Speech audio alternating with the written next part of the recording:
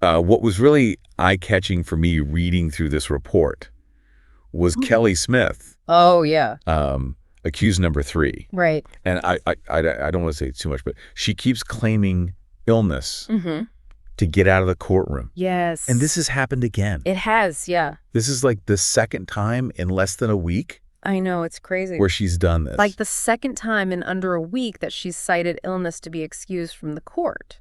Yeah, and it just seems so strange that it's always during cross-examination. Exactly, at really crucial moments. Yeah, like right when things are... Right when they're starting to grill her a little bit. Yeah, getting intense, and she's like, oh, I don't feel well. And it makes you wonder, right, like, is this just a coincidence? Yeah. Or is there something more to this timing? Yeah, what's the motivation behind this? Is there a strategy at play here? Because it's not just that she left the court, it's like this pattern. The pattern's the thing that's so weird. Of it happening over and over again. It's like clockwork, almost, you know? Especially like during these moments. At these really crucial moments. Where you'd think she'd want to be there to defend herself. Right, you'd think she'd want to, you know, clear her name, be present for all of this. Right. But it's like she's avoiding it. It also seems like she's trying to avoid something. Yeah, and the report even points out like the speed with which this happened. Oh, yeah, how quick it all went down. It's like she asked to be excused at 1:11 p.m. 1:11, yeah. And the judge grants it by 1:19. 8 minutes. Yeah. It's wild. 8 minutes later, so it's like... Yeah, it's almost like they were waiting for it. You know what I mean? Yeah. Is it really just a coincidence, or is this part of some kind of plan, you know? It just seems a little too convenient, doesn't it? Right. Like maybe this is a calculated tactic to kind of throw a wrench in things. Yeah. You know, maybe it's a way to slow down the trial, delay things a little bit. Yeah, I mean, in a trial this big... Especially in a case like this. Dealing with, you know... With a missing child, it just adds another layer of complexity. A missing child. Yeah, it doesn't seem right. It's not something you just want to, you know, mess around with. No, exactly. This is serious stuff. So yeah, it's definitely raising eyebrows. It makes you think, doesn't it? But, okay, so while Kelly's off doing whatever she's doing... Right. The trial continues, and... The show must go on. Sergeant Fortuin... Oh, yeah. From the Western Cape Anti-Kidnapping Unit. Right. He takes the stand. Interesting. And this is where things get really interesting. So this is where the report describes things as explosive. Yeah, like explosive insights from the initial interrogation. Wow. Okay, so tell me what stood out to you there. Well, I mean, right off the bat, Steve Van Rhyn. Okay. Who's another one of the accused. One of the accused, right? When they ask him about Joshlin. Yeah. He doesn't even hesitate. Oh, really? He immediately points the finger at Kelly Smith.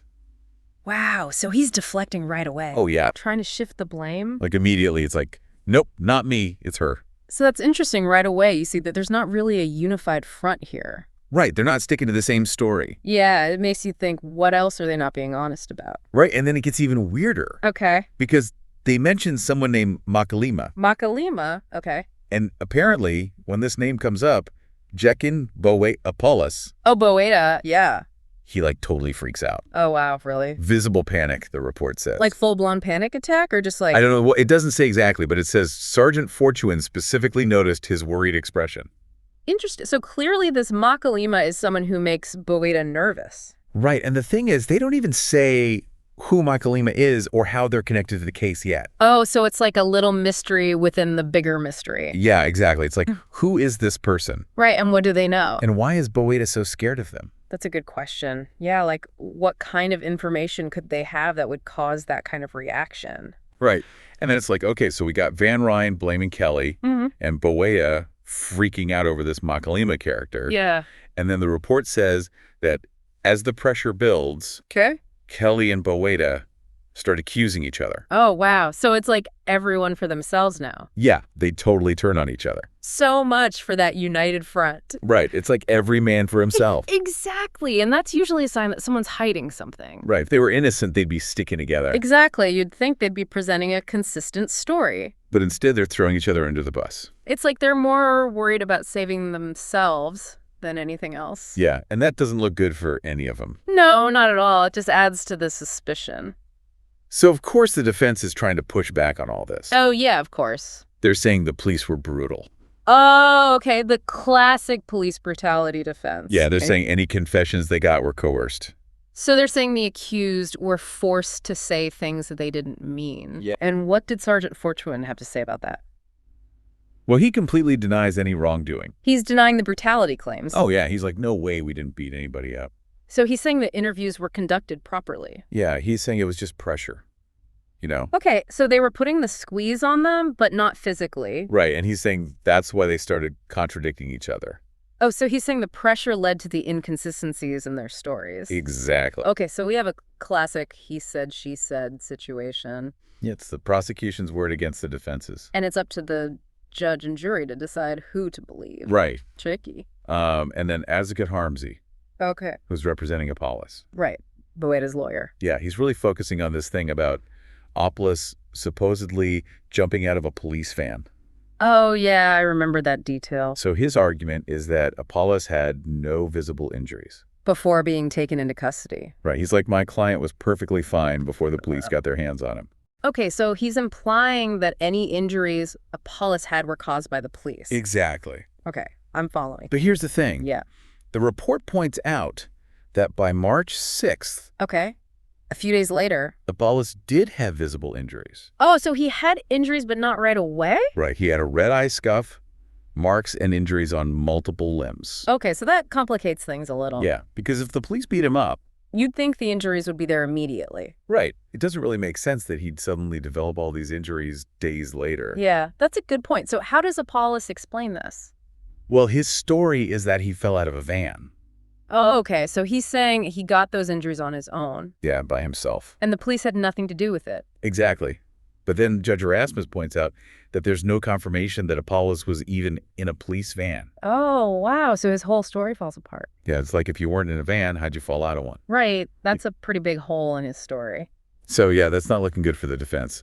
No, it seems like their arguments are starting to unravel. And this all kind of circles back to Kelly Smith. Oh, right back to Kelly. And her, you know. And her convenient illness. Her illnesses, right? It's just so suspicious. It really is. And the report really pushes the perspective that this is like a calculated strategy. Yeah, like this isn't just bad luck. No. This is something she's doing on purpose. It's like she knows exactly when to get sick. Right, at the worst possible times for the prosecution. Yeah, and the report calls it a tactic to delay. To stall the proceedings. Deflect attention.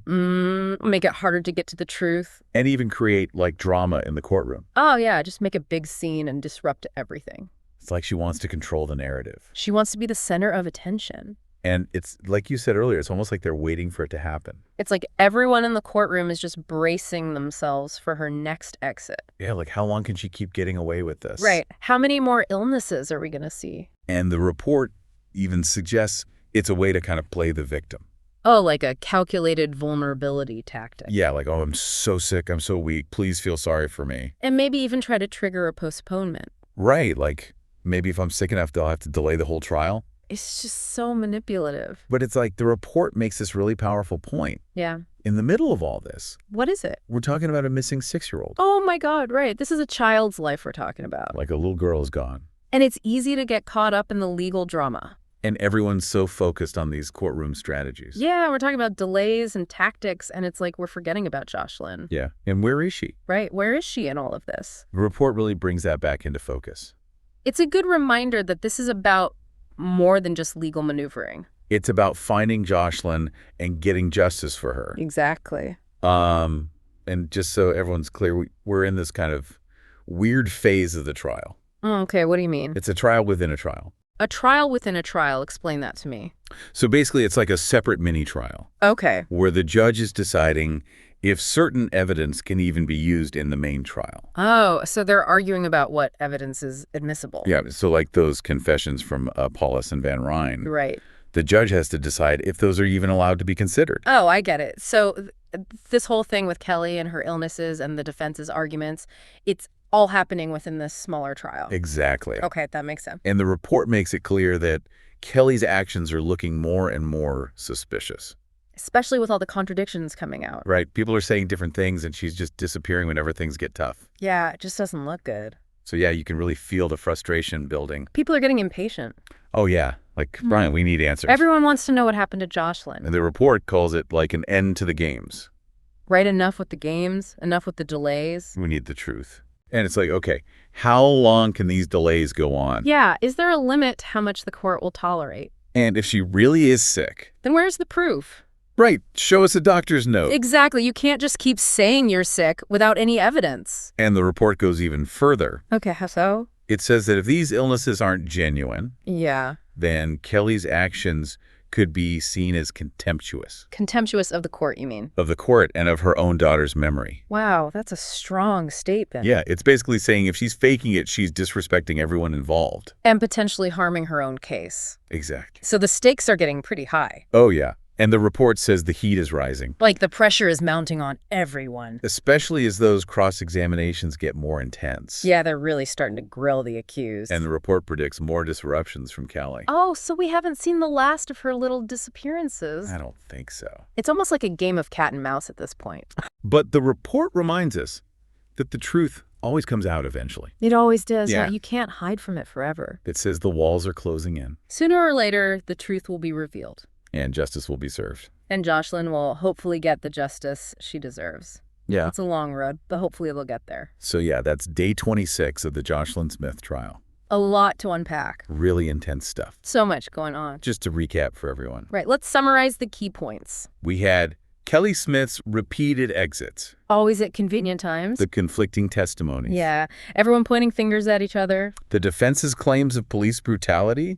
Which were denied by Sergeant Fortuin. And the ongoing mystery of Joshlin's disappearance. Right. She's still out there somewhere. So yeah, a lot of unanswered questions. It's a very complex case. And it makes you wonder, what's the most important piece of information? Yeah, what's the missing piece of the puzzle? That we're still waiting for. What's the one thing that could change everything? What could blow this whole case wide open?